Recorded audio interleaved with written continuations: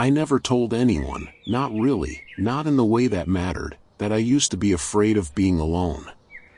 It wasn't the kind of fear that made me cry out in the middle of the night or shake in a corner. It was quieter than that. It lived beneath my skin, like a faint ache that you learn to carry so well, even you start to forget it's there. But it shaped everything. When I was younger, I convinced myself I was a people person. I went to gatherings, told stories, made jokes, shook hands too tightly, and laughed just a little louder than I needed to. I filled my calendar with dinners, calls, errands, noise. I called it living. But if I'm being honest, and age has taught me to be, I wasn't living. I was hiding. I was hiding from empty rooms, from long pauses, from the echo of my own thoughts. I was afraid of what silence might say to me if I ever gave it the chance. You see, no one ever teaches you what to do with solitude. They tell you how to network, how to love, how to win people over. But no one says, here's how to sit with yourself without running away. So I didn't. I filled every quiet space with someone else's voice. I mistook distraction for connection. I mistook presence for love.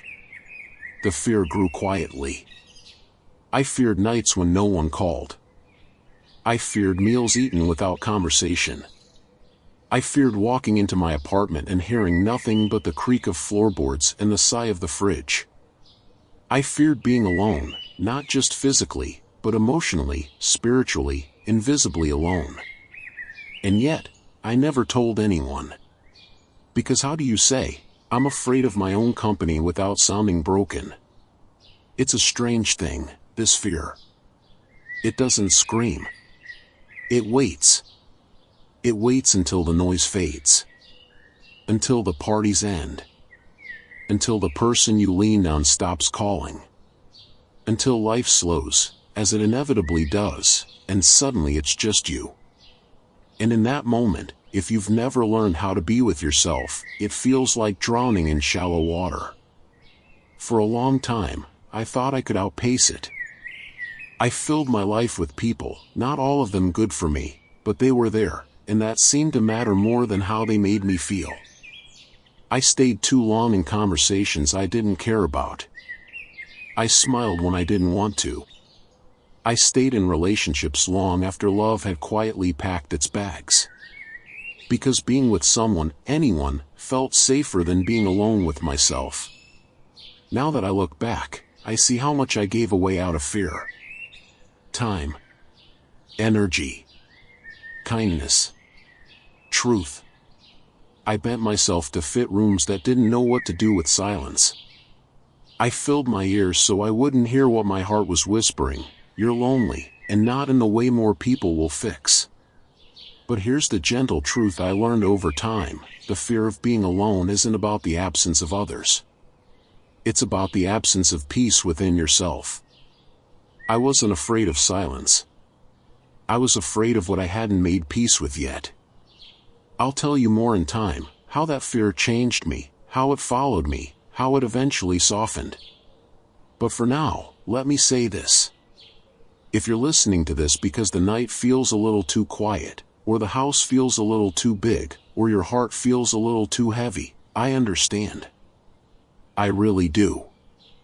I have been there, walking from room to room not looking for anything, just trying not to feel the weight of my own company. But stay with me. I don't have quick answers, but I do have stories, and stories, if we listen with our hearts, can sometimes carry us through the nights we once feared. If my words feel like company, you are welcome to return any time. No pressure. No noise.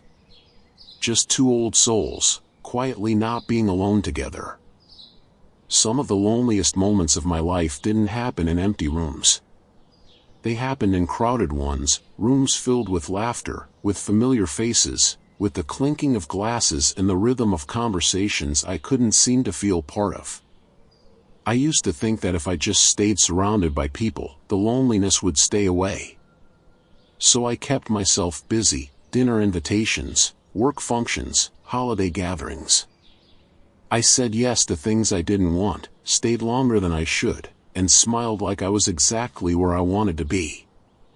But inside, I often felt like I was watching life from behind a window, present, but not seen. In the middle of the noise, I felt invisible. It's a strange kind of ache, feeling alone in a room where no one notices you're slipping away. There was a time I sat at a long table during a family celebration. The plates were full, the stories flowing, children laughing at the edge of the room. And yet, I stared at my hands in my lap, quietly wondering, if I stood up and left right now, would anyone truly notice? Would anyone feel the change in the air? That kind of thought stays with you. Not because it's dramatic, but because it reveals something raw, that being surrounded by people is not the same as being understood. It took me a long time to understand that proximity is not intimacy. Being near someone doesn't mean they know who you are. I had friends, yes. I had coworkers, neighbors, acquaintances. But very few of them ever asked, "How are you, really?" And even fewer waited for the real answer. And maybe that's partly my fault, too. I didn't always make it easy. I built walls made of smiles and clever responses. I made myself agreeable, easy to be around. I gave people what I thought they wanted, the light version of me. But then, I resented them for not seeing the heavier parts one never offered. So the loneliness grew. Not because I was unloved, but because I wasn't truly known. I was accepted for the mask I wore, not the person beneath it. And I began to wonder, was I ever brave enough to show the real me to anyone? There's something hollow about laughing on cue, about nodding along in conversations that don't touch you, about being someone's background character when you long to be understood. Sometimes I think we all carry quiet loneliness with us, even the ones who seem the most surrounded. We perform connection. We learn the steps of belonging. But inside, we wait for someone to look us in the eye and say, "I see you." I remember once being at a friend's wedding. Everyone around me was dancing, drunk on joy and champagne. I stepped outside alone and looked up at the stars. The music faded behind me, and I suddenly felt more at peace in that moment of solitude than I had in the last hour of celebration. No noise. No pretending. Just me, and the sky, and the truth I had been avoiding, that it is possible, painfully possible, to feel more alone in a crowd than in an empty room. And once I accepted that, I stopped chasing crowds for comfort. I stopped believing that more people meant less loneliness. I began to realize that the ache inside me wasn't asking for attention, it was asking for authenticity. But I wasn't ready yet to be truly alone. Not yet. That part came later. First, I had to admit that what I was doing wasn't working. That being surrounded didn't soothe the ache. That laughter without connection only echoed louder in the silence after. So I slowly began to step back from the noise. I declined invitations that didn't feel right. I stopped pretending I was fine when I wasn't. I started listening for my own voice beneath the chatter of others. It was hard. Lonely, even. But this time, it was a different kind of lonely, one I chose, instead of one that found me anyway. And in that space, something inside me began to shift. But that comes in the next part. For now, I want to leave you with this: if you've ever felt surrounded yet alone, you are not strange. You are not broken. You are simply someone whose soul is asking for something deeper, and that is not weakness. That is truth, calling softly from beneath the noise. Loneliness, when left unspoken, doesn't just sit quietly in the corner of your life, it begins to shape the furniture, the walls, the windows. It rearranges you. Slowly. Silently. And you don't realize the damage until much later, when you're finally strong enough to turn around and ask, "What did I lose while I was so afraid of being alone?" I lost time. So much time. I spent years in places I didn't belong, with people who didn't really see me, all because I feared the quiet of my own company. I stayed in conversations that drained me. I stayed in rooms where my silence went unnoticed. I stayed in relationships that held me like a glass holds air, full of nothing, but still managing to trap me. I gave myself away in tiny pieces. Not because I was generous, but because I was afraid. I thought, if I give more, maybe they'll stay. If I become smaller, maybe I'll fit better into someone else's world. So I learned to bend. To twist myself into shapes that pleased others. I learned to be agreeable, adaptable, convenient. But here's the quiet truth. Every time I betrayed what I truly felt just to avoid being left alone, I abandoned myself a little more. Loneliness made me settle, for friendships that were surface deep, for conversations that never touched the soul, for partners who liked the version of me that was always smiling and never asking for too much. I became a ghost in my own life, haunting the edges of moments, never daring to fully arrive. I once told someone I loved them not because I did, but because I was afraid that if I didn't, they'd leave. I knew it wasn't true. They knew it too. But we pretended, and we stayed, and we stretched something fragile until it broke in silence, just like it began. There were people I hurt too, unintentionally. Because when you're afraid of being alone, you sometimes hold on too tightly, not out of love, but out of fear. And fear is never a gentle companion. It makes us cling, it makes us control, it makes us say, "Don't leave," even when we know we're not meant to walk the same road. I look back and realize how often I said yes when I wanted to say no, just to keep the room from emptying. But the most painful thing loneliness took from me wasn't time or people. It was my voice. It stole the sound of my own thoughts. It made me doubt my feelings. It whispered that being alone meant being unloved, unwanted, unworthy. And so I silenced myself to stay liked. I softened my truths to stay needed. I became polite instead of honest. I became pleasant instead of real. And slowly, I forgot what I actually wanted, in friendships, in love, in life. Because how can you know what you want when you're always measuring yourself by what might make others stay? That's the quiet tragedy of fearing loneliness. It doesn't just keep others close, it keeps your true self far away. But the heart is patient. It waits. Even when buried. Even when quieted. It waits for the day you stop running, turn inward, and ask, what have I lost in trying so hard to never be alone? I asked myself that question one morning, alone in my kitchen, the light filtering through the window, a half-warm cup of tea in my hand. And I couldn't answer it fully. Not yet.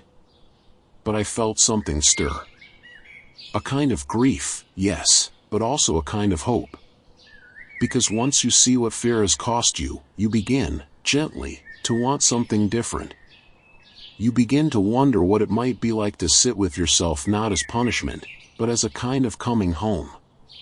In the next part, I'll share how silence finally caught up to me, how the very thing I feared found me, sat beside me, and didn't destroy me like I thought it would. But for now, if you're carrying regrets like mine, people you stayed for too long, truths you swallowed too often, time you traded for comfort, know this, you are not alone in that pain. And you are not too late to come back to yourself. Let's keep walking. Gently. One quiet truth at a time. It didn't happen all at once. Silence doesn't always crash in like a storm. Sometimes, it creeps in gently, like a fog that rolls through the windows before you realize the room has gone still. For me, it arrived on a Thursday afternoon. Nothing dramatic. No death. No divorce. No accident. Just, the day everyone stopped calling. That morning, I checked my phone like always. No messages. I told myself people were busy. I opened the window, made a cup of tea, and listened to the ticking of the clock, the hum of the refrigerator, the rustle of old trees outside. By midday, I realized I hadn't spoken a single word to anyone.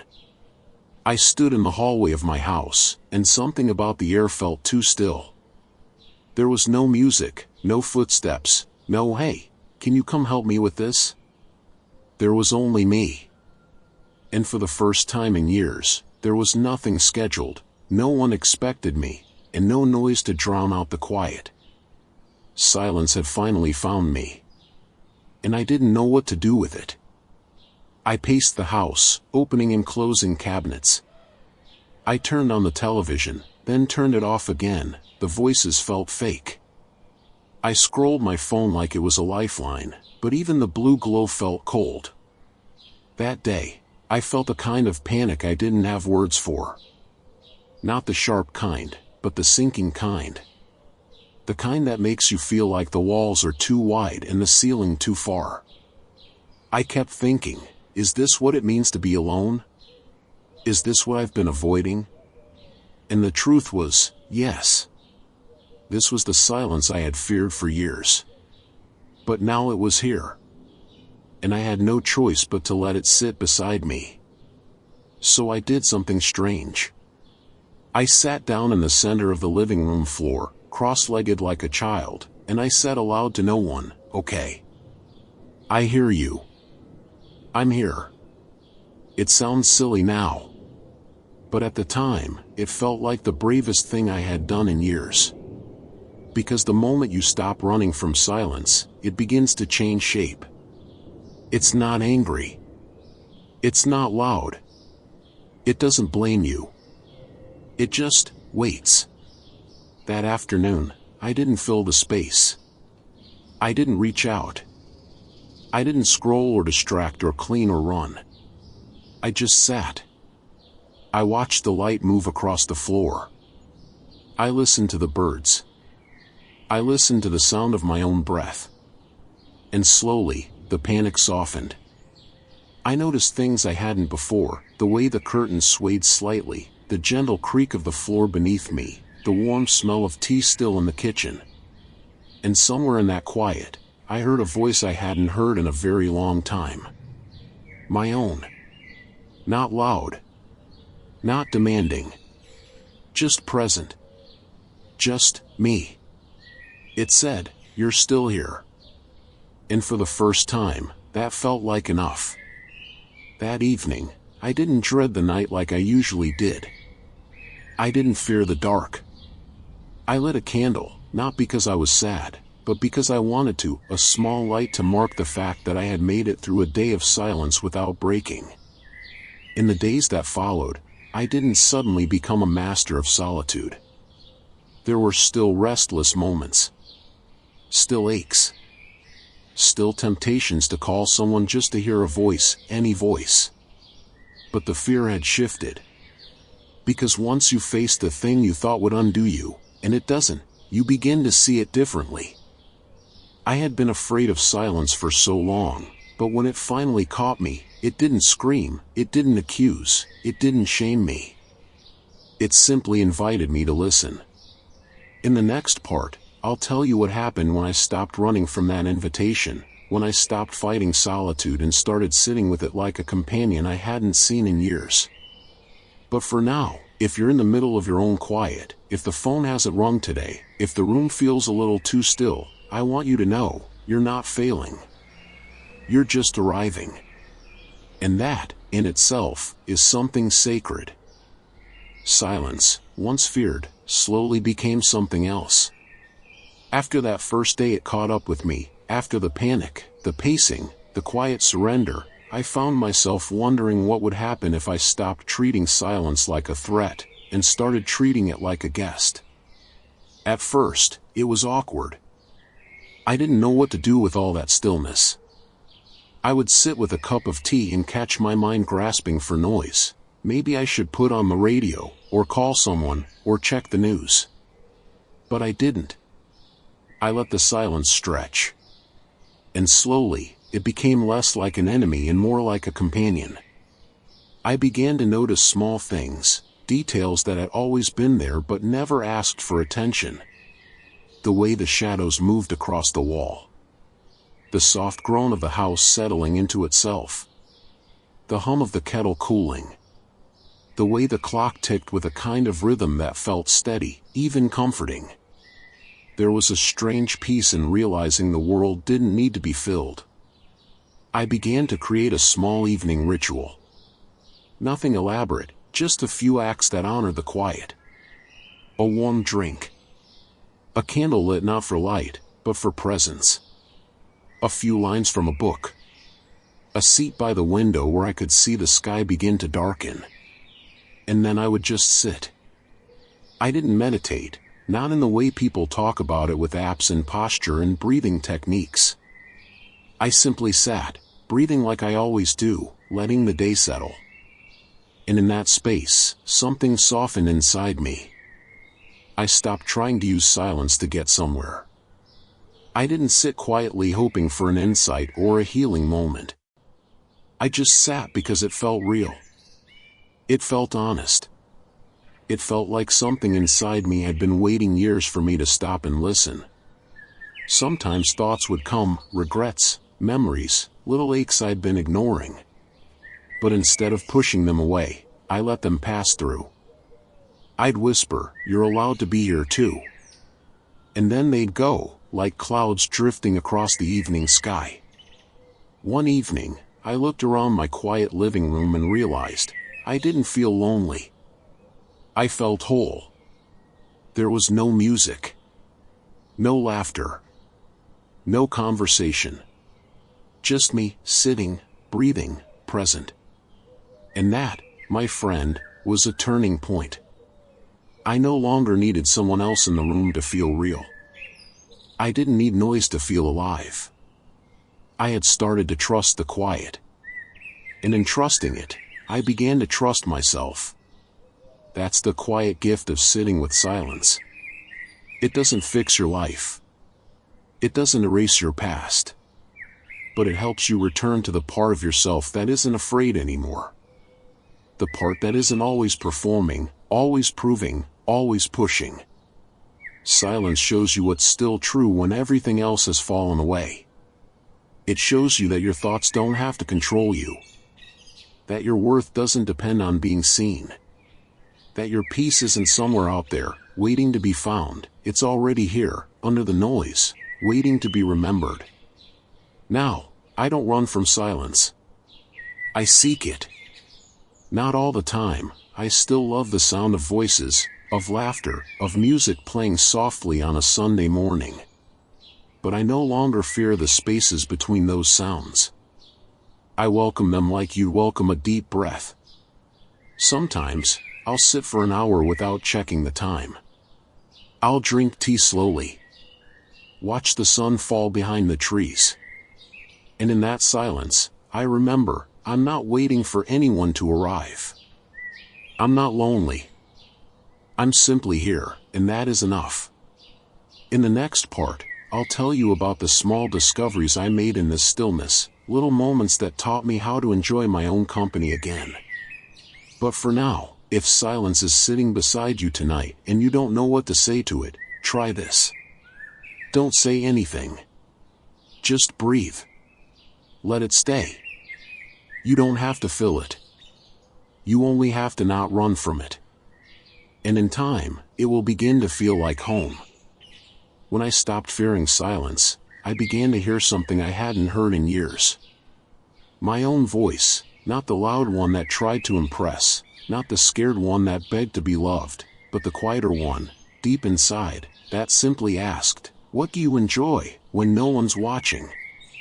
At first, I didn't have an answer. I had spent so much of my life shaped around other people, their needs, their plans, their pace, that I didn't know what I liked anymore. I didn't know how to enjoy a day if no one else was in it. But the quiet didn't push me for answers. It waited. And in that waiting, I started to explore. I began with the simplest things. A warm mug between my hands in the early morning. No phone, no plan, just steam rising into soft light. I found myself humming again. Little tunes I hadn't thought about in years. Sometimes just one note, circling the same few bars, like my soul trying to remember what peace sounded like. I started rereading old books I loved when I was younger. Not because someone recommended them, but because I missed the way they made me feel. Safe. Curious. Like the world was still full of wonder. One day, I cooked myself a full meal, not leftovers, not toast, not something quick eaten in front of the television. I set the table for one. Poured a glass of water. Lit a candle.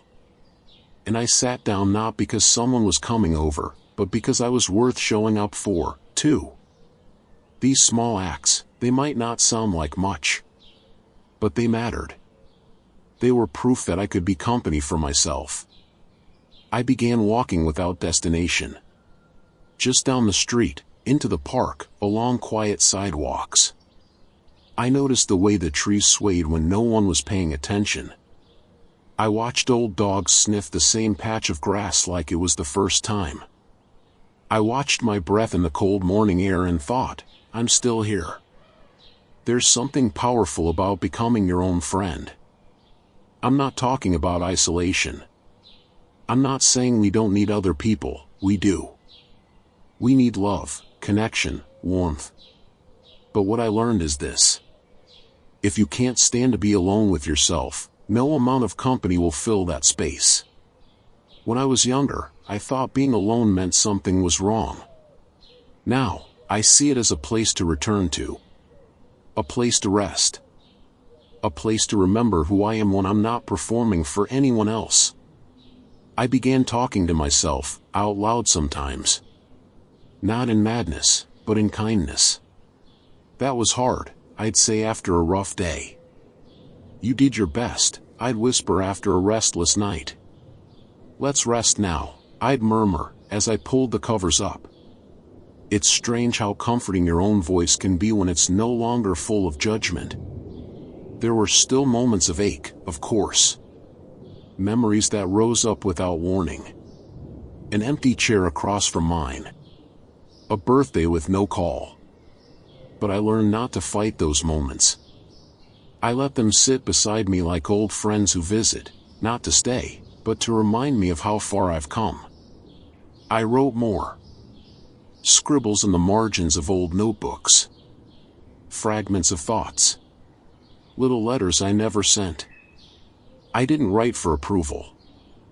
I wrote to make room for myself, in my own life. Bit by bit, the fear began to loosen. Not because I found someone to replace the silence, but because I stopped needing to. I found joy in the sound of rain on the roof. In organizing my bookshelf. In watching a single candle burn low into the night. I learned how to laugh without an audience. How to cry without hiding. How to dance in my kitchen to music only I could hear. And through it all, I realized something simple and profound. I wasn't alone. I had me. In the next part, I'll talk about how I redefined what alone really means, and how I stopped believing the story that solitude was something to be fixed. But tonight, if you're sitting quietly, wondering if you'll ever feel whole again, I hope you'll try something gentle. Make yourself a cup of tea. Sit in your favorite chair. And say to yourself, I'm here. And I'm enough. Because you are. For most of my life, the word alone carried a kind of heaviness. It sounded like failure. Like being left behind. Like something had gone wrong. When I heard the word, I imagined empty chairs. Quiet kitchens. Echoes in hallways. I imagined sadness, neglect, some subtle shame that maybe I wasn't worth staying for. That's what the world often tells us, isn't it? That being alone means being unloved. That solitude is what happens when no one else wants to be there. That if you're alone on a Friday night, or a holiday, or a birthday, it must mean something is broken. But somewhere along the way, after enough quiet mornings and long walks, I started to question that story. What if being alone wasn't a punishment? What if it was an offering? A space to breathe, without performance.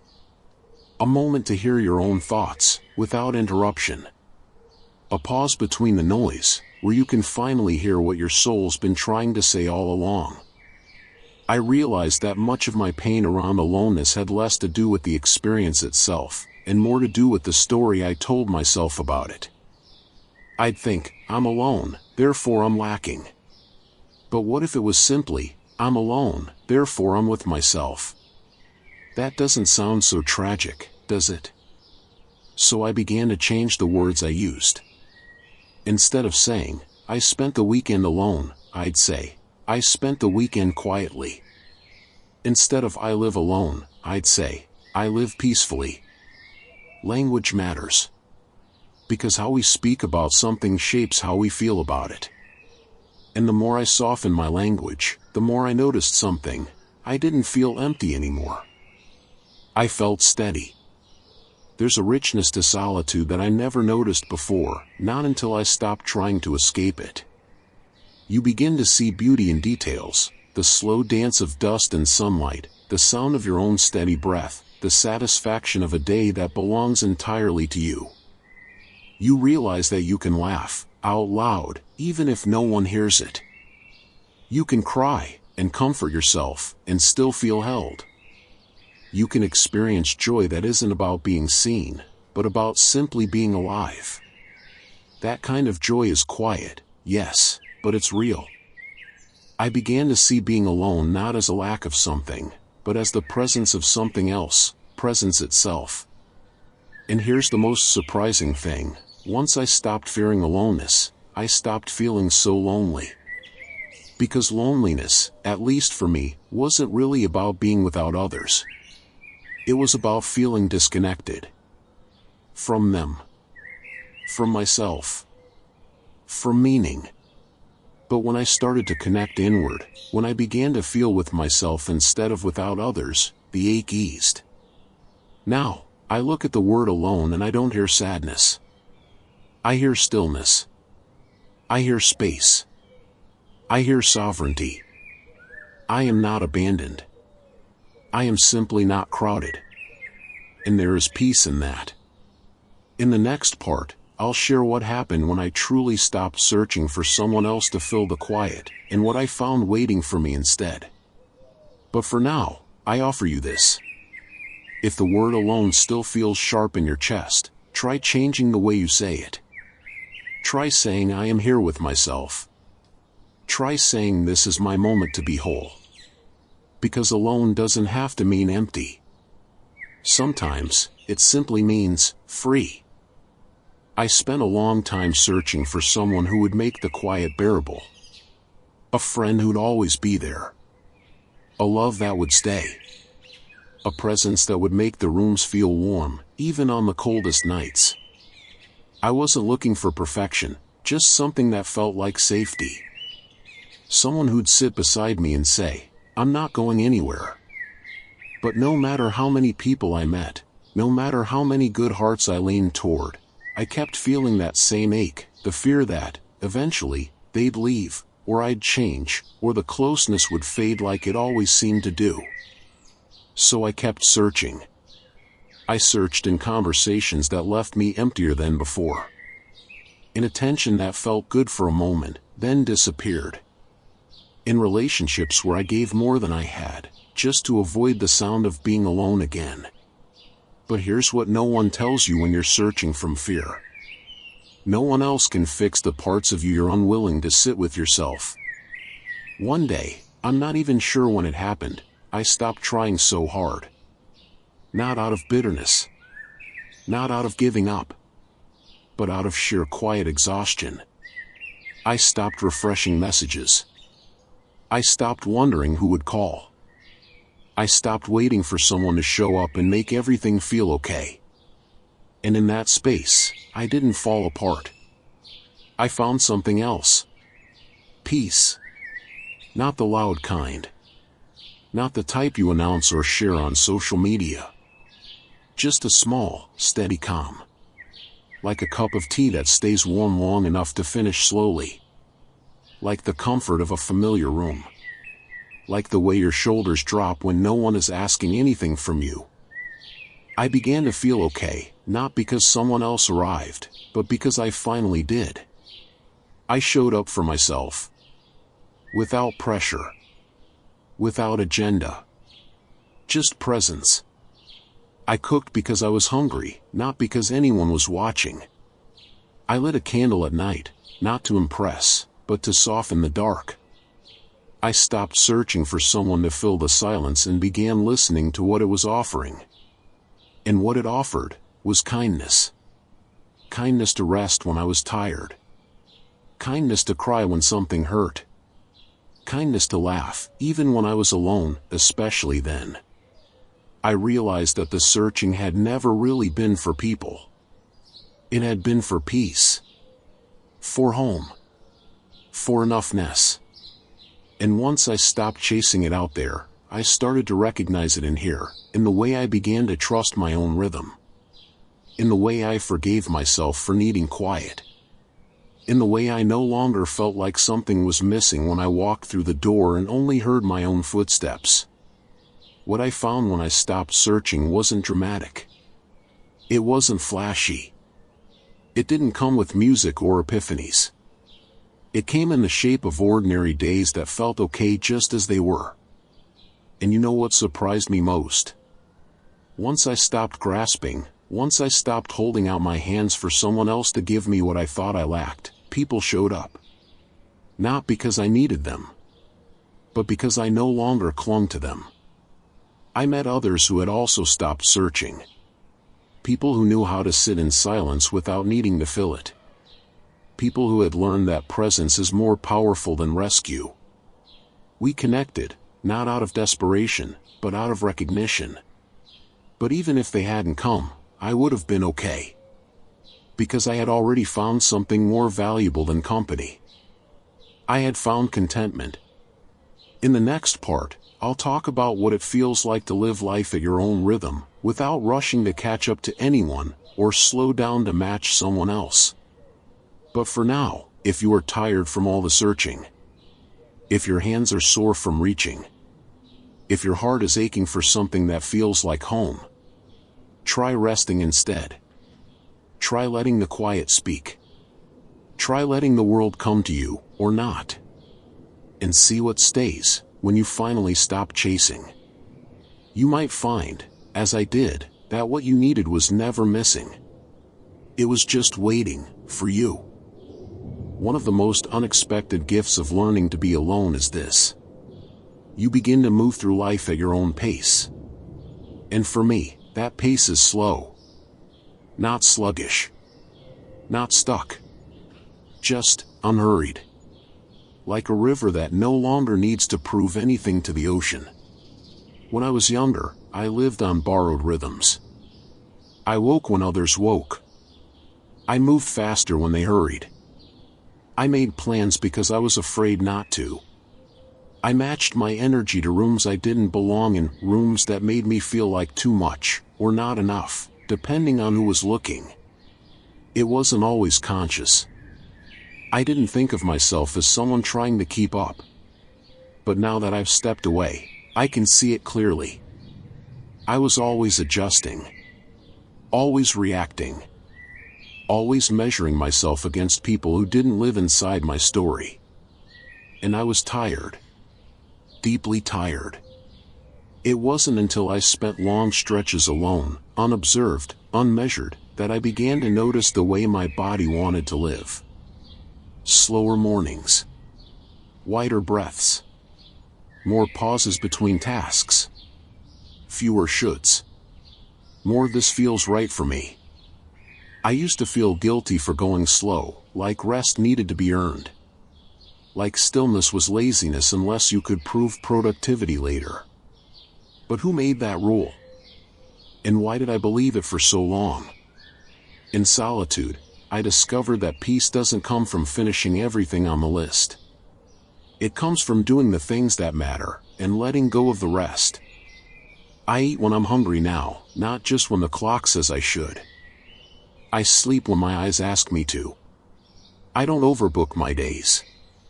I let space remain. I protect that space like a sacred thing, because it is. Some people call it slow living. I just call it mine. There is a softness in choosing your own rhythm, a kind of quiet dignity. You begin to live in sync with the seasons, not the schedules. You notice the way your energy rises with the morning light and settles gently with dusk. You stop chasing excitement and begin cultivating contentment. And contentment is quieter than we're taught to expect. It looks like doing laundry slowly, or tending to a single plant, or standing still long enough to watch the sky change colors. In the beginning, I thought this quiet rhythm would feel lonely. I worried I'd become invisible.